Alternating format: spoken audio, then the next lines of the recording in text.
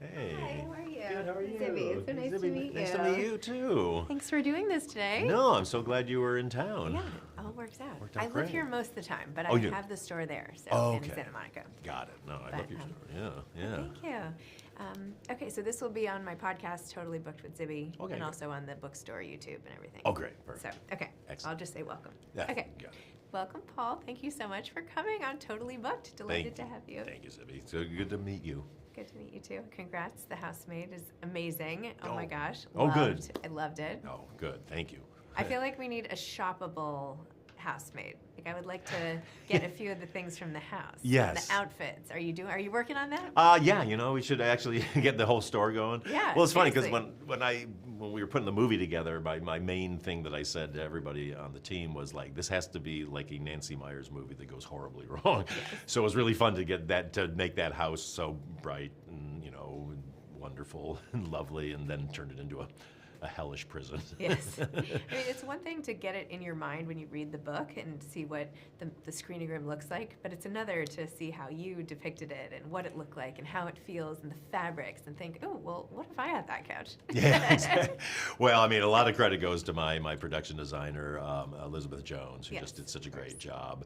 Yeah, and she was very into the idea of artwork around that was very female-centric, but also male gaze at the same time, and but there's like the big Gauguin in the living room and his whole history with women and all that, and so there's such a rich texture to the things that you're seeing on screen that you're not even kind of aware of. All the pops of red and the foreshadowing. Yeah, Love it. yeah, exactly. Definitely, that was red. They really wanted to play with that. That's kind of symbolized that there's danger in this house, even though it looks really, it's lovely and perfect and pure. Yes. By the way, my husband would not have his company if it weren't for you, because he and Austin Rydell, who Billy Lord is someone you know. Anyway, yes. so they met when they had a meeting at your office and became business partners and started their company. Are you kidding me? Yeah. That's wild. So you're like you're like a legend in our in our home in the company lore, Well, even though you weren't even there. I'm honored. So when did you read the book? I mean, I'm assuming you read the book. Yeah. Oh, Okay. yeah. Well, I had read the script first. Okay. Yeah, because I was doing Another Simple Favor, Yes. and Lionsgate was very happy with it, and so they, sent me the script. And I loved the script, and I was really, surprised by everything in it. And then I immediately say, okay, and now I have to read the book.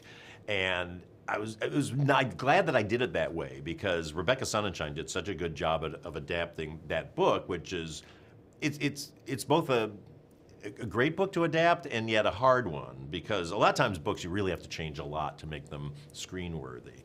But the structure of Freida's book is so good that that Rebecca was able to cherry pick what she needed to cherry pick. But then I was able to, after reading the book, go like, oh, now that we've got this down to size, let's bring this back in, let's bring this back in. And then we expanded out the end of it, which that was Rebecca's idea. When she adapted it, it was to take it further, and then we were able to add stuff back from the book within that.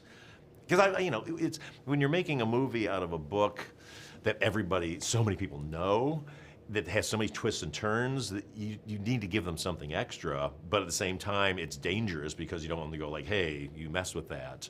But I think we did a really good job at like giving you that extra thing that you need out of it, and making well, like what Millie has to do in the attic a little more, I don't want to say cinematic.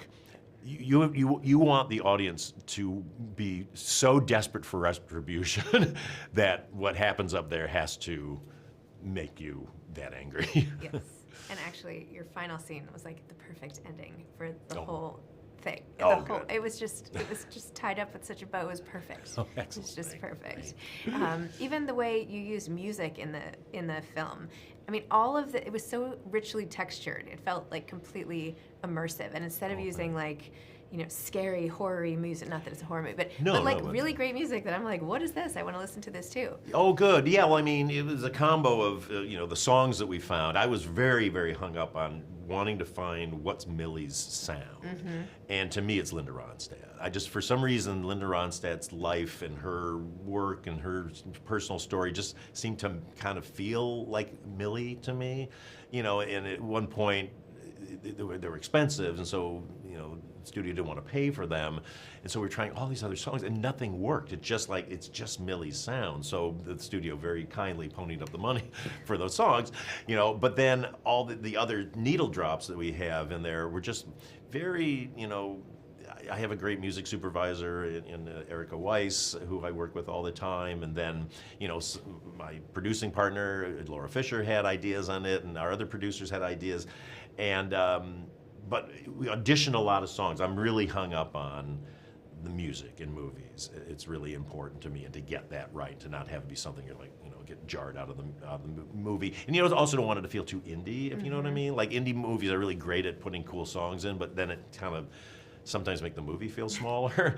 And then on the other side of it, I've got my great composer, Teddy Shapiro, who put together that beautiful soundtrack. And when I work with Teddy, he's done everything with me ever since Spy. And our thing that we have is he starts composing before we even start shooting the movie. And it's just like, what's our little theme? What are our 8-note theme that we do? And each character should have a theme. And so he comes up with those.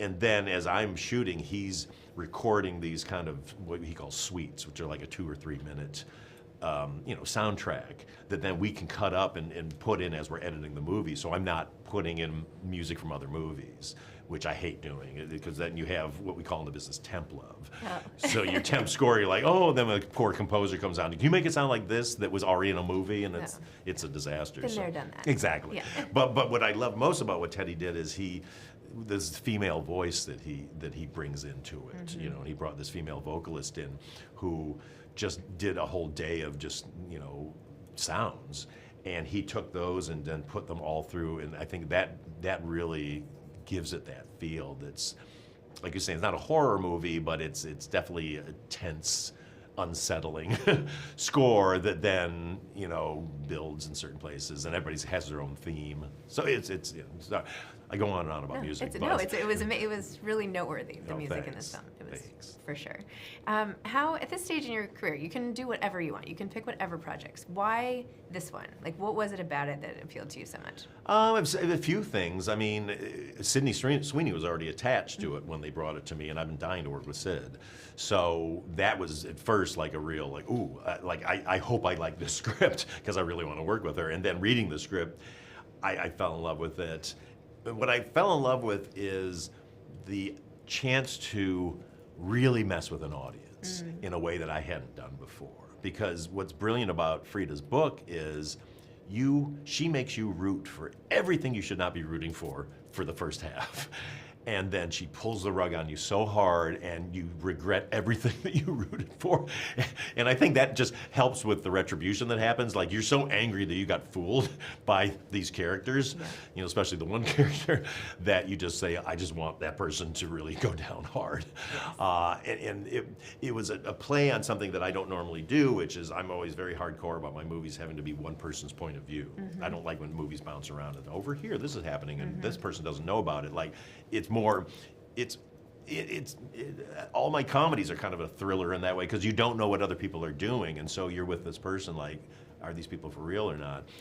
But it was fun to go like, oh no, this is the one time I'm gonna do the total switch, because as Laura Fisher, my producing partner, says, this movie, the first hour is all questions, and the second hour is all answers.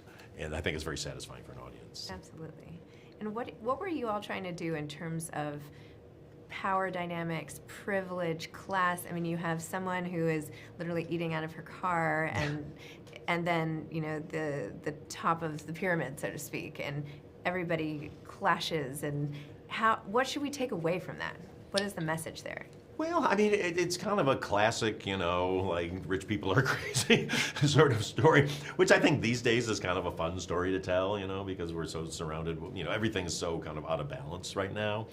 But what I like most about it is it's sort of like how the judgments that we make at first that we're so convinced that are right can be wrong and can be horribly wrong. And I think our world right now, everybody's just buying into the first thing they hear, and they're buying a lot of misinformation. We're surrounded by con people. I mean, just watch any documentary on Netflix. It's always somebody's conning somebody, and I don't know. I feel like I do know why we're there right now, because certain people in power who are lean that way. But I think it's an important story to tell. Of just like, I never want a story of like, don't trust anybody you meet. But at the same time, like, just be a little more discerning, if that looks like the shiny object, is it really the shiny object, or is that shiny object got something terrible behind it? So what do you think then the role is of art itself and movies and the books that these are based on? Is it to get us to question or just be more aware of some of the pitfalls of society? I think it's to dramatize, or dramatize in a fun way or a not fun way, but it should be in a fun way as far as I'm concerned. Little lessons like that, but I don't like things that preach or like are in my face. Like if it's just buried. If somebody has a great time, like, that was so much fun, and then they're like, oh, I never thought about this, or I should think about this, that's great. What I don't like is, I hate when somebody says, this is a very important movie. It's like, I don't want to see an important movie. That sounds like homework to me. Let me just escape. Yeah, let me just have a good time, and then if there's inside the peanut butter, there was a little pill, and it was a good pill, then great. Well, this was like the ultimate escape. A little worried for a while, but exactly. escape on edge. That's the best way exactly. to do it. And are you a big reader yourself? Yeah, I love reading. Yeah, I mean, I have to read so much for my work that I don't get to read for pleasure as much as I'd like to, and I'm a very slow reader. But when I get into a book that I get immersed in, then I'm just in it. And what's been fun about doing this movie with Freida is now I'm just reading all Freida's books, and it's really fun. Yeah. She's really great. I got to hang out with her a bunch, and I was just like, how do you do it? Like, she writes a book like every 3 months, I think it is. And it was interesting because I said, how do you get these twists? And she said she just, in her course of her life, has an idea for a twist, and she just keeps this file where she just puts in, writes them down, and then eventually goes through and go, oh, I can write a book about that. And I was like, that's so brilliant. What a great way to do it. Because I'm obsessed with twists. Like any movie I do, I'm like, I gotta find a twist in here somewhere. Because it's just fun for an audience to go like, oh, And she's like a brain surgeon, right? Didn't she write a lot of these med school? I mean, she's literally a brain surgeon. Yeah, like a brain trauma specialist. Yeah, no, it's crazy. Well, you also know that like she hid her identity, and she was in a book group. I love that story. She was in a book group that read her book, and they didn't know she wrote it. So funny. Wow. Well, it just shows like the right stories get brought to light, right? Not all the time, but if you just work hard enough. Yeah, no, it's true, and it's really, to be that inventive, I think, is great, and for us in movie land, we're just always desperately looking for new stories and interesting ways to tell them. And, there's a million thrillers out there, and a lot of them are really great. It's just, they have to have that thing that merits being on the big screen. And sometimes that's something that we bring to it, but if the bones aren't there in the story, then what's the point? Yeah. What are your thoughts on getting people into movie theaters? I know this is going to drive people, but some people don't, as you know, the industry is changing. What are your thoughts about it? Well, I think it's up to us as filmmakers to make people want to go to the movies, and people just, there's so much. It's not like the old days, like, we're just going to default go to the movie on a Saturday night. It's, they have to go like, I heard this is great, or that trailer is so cool, I want to see that, or oh my God, they made this out of my favorite thing, I have to go see it. You have to make things undeniable. So, a lot of it is on us that for a long time Hollywood got lazy, and would just kind of, oh yeah, people just show up. It's like, that's why I really like, I always say Jordan Peele is really brilliant, because when you see a trailer for one of his movies, you're like, I got to go see that. I didn't know what that's about, but that just looks like something I have to see opening weekend so that I can see it first and nobody can spoil it for me. So if we do our job with something that is undeniable, then people will come back. And I think people seeing movies together is the most important thing in the world for us in movies because, I come from the comedy world, and I consider all my movies both to be comedies, and I also consider all my comedies to be dramas that just happen to be funny because the emotional stakes have to be, very serious at the bottom of it. But, when you see a movie that you love for the first time in a theater, you carry that experience with you every time you watch that movie by yourself in your house. And that's why it's so hard to kind of get a streaming movie to mean something as much as like a movie in the theaters do to audiences, because look, a movie has to stand on its own, obviously, but when you watch it at home, that was really great. But when you watch it with a bunch of people, you carry that like, oh my God, I remember everybody laughed here, and I remember everybody like screamed here, I remember everybody gasped here, and that just makes a movie much more special to you and makes it kind of a treasured memory. And so to be back in movie theaters, my last 3 movies were streamers, and I was thankful we got to make them, but it just wasn't the same experience. And audiences didn't have the same experience that they normally do with my movies. So I talk to authors all the time, and every author wants their book to be a movie. Of course. Obviously, twists is one way to get there and to capture interest. But when you're evaluating books, or when people are writing books and really want them adapted, what is it about a book that gets them over the finish line? Well, it's a great question. It's a number of things. It's got to be great characters that are very engaging.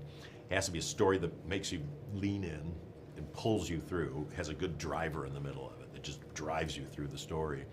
It doesn't necessarily have to be big and splashy as far as production value, and it's actually probably better off if it's not, because books are going to be too expensive to make.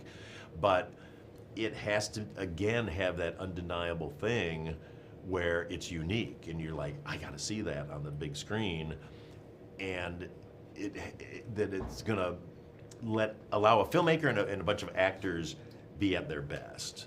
So it's a hard thing to quantify or qualify, but it just has to be, it has to mean, I won't say it has to mean something, because that's sounding like it has to be important. No, it's true. Why do something if it doesn't mean anything? Yeah, exactly. But it just has to be something that just is so grabs an audience, whether it grabs them because it's so much fun, or because it's so tense, or it's so like heartbreaking. I think everything needs. I'm a maximalist, so you're getting it from my side of this, which is I think everything just needs to be extreme, but not unreal. It just like the most interesting people we know are like kind of, you're like, wow, is that person for real? But they are for real. Versus if you meet somebody's like putting on, I'm crazy, and you're like, no, you're just trying to act like you're crazy, or you're trying to be outrageous and shock everybody. That's not fun. But people who are just like, you're like, wow, that person is really out there. Those are the people we want to watch on the screen, or we want to read about. And so I think if you can put characters that are those kind of extremes into a situation that is itself extreme, but real at the same time, I think that's what makes an audience go, ooh, I'm leaning into this. I love that. That was good. Good answer. Oh, there you go. Off the hook now. I'm nervous with you because you're so smart. Oh, please. Oh, my gosh. Don't be silly. Are you going to continue on with the Freida books, or what's going on next? It depends how the movie does. I would love to revisit Millie. I think Millie's, we really set her up really well in this movie, and, and I love the books. So, I love so much that Freida has done. So, I'd love to. I love making these kind of movies. And how are you going to celebrate when the movie comes out? Like, what do you do that day, if anything? Well, the favorite thing to do is to drive around to movie theaters and sneak in the back and see if there's anybody in there. Sometimes it's the most horrifying thing you can do when you walk in and there's 10 people in the audience. But when it's a movie's working, like when we had Bridesmaids come out, we thought it wasn't even going to do well, and we were told it wasn't going to do well, and then suddenly that night they're like, it's doing really well. So Melissa McCarthy and her husband and my wife got in the car and went down to the ArcLight, what was then the ArcLight, and came in the back. The place was like a rock concert and packed and sold out, and so that's that must joy. Feel good. That's the joy. That's the joy you don't get out of a streaming movie, because you can't drive around to people's houses and look through their windows. I guess you could, but then you get arrested. Maybe that'll be your next movie. That's right. Hey, there you go. Do you have any advice to aspiring creatives in any field? You've turned your art into a career and all of that. How do you do it? What's the advice? I mean, you have to really, really want it. You have to be undeterred by things that don't work out. You have to be able to pivot when the thing you think you want is unattainable, and you discover maybe it's not exactly what you should be doing, but you can, if you go a little to the left, that's what you might be good at. If you're creative, you have to find your own voice and tell your own stories, because your stories are unique to you. Don't try to recreate other people's stories or get, oh, this is really popular, so let me do something in this direction. I mean, if it's a genre, sure, if you got a story that works in that genre, of course, but bring your own. It comes from when I was so dumb when I was starting out as a creative, because I thought in my head, for some reason, when I heard Norman Rockwell had models and he painted the models, I was like, well, that's cheating. It has to come all from your head. You have to imagine all. And so as a writer, I was like, it has to be something you have to make up out of whole cloth, because I've read a lot of science fiction and all that. And then realized when I did Freaks and Geeks is like, oh no, the thing that is most personal to me, that's the only thing people really care about, because I have an experience that nobody else has. They might have a similar, so they relate to it, but the specifics of my, what I've done is unique to me. That's why I don't worry about AI as much as everybody else does, because AI is just recreating everything that's happened before, and it doesn't have any experience. It's just, sure, it can mix a million different people's things as they're data scraping everything we've ever done, which I have my opinions about that. Did any of us ask for AI? I don't think so. I hate AI, so I refuse to use any of it. But I don't worry about it, because sure, they can kick out scripts, but they're going to be sort of rehashes of things that have already happened versus, these unique stories that are happening for billions of people every single day. Any person you talk to ever will have some story where you're like, oh my God, really, that happened to you? And that's where it all comes from. I love that. Well, thank you so much. Congratulations on the film, and just so exciting. Thanks for the time. No, I'm so glad this worked out. Me too. Thank you. Thanks. Okay. Great. Thank you so much. Nice to see you. Nice to see you. Yeah. Thanks, everybody. Enjoy the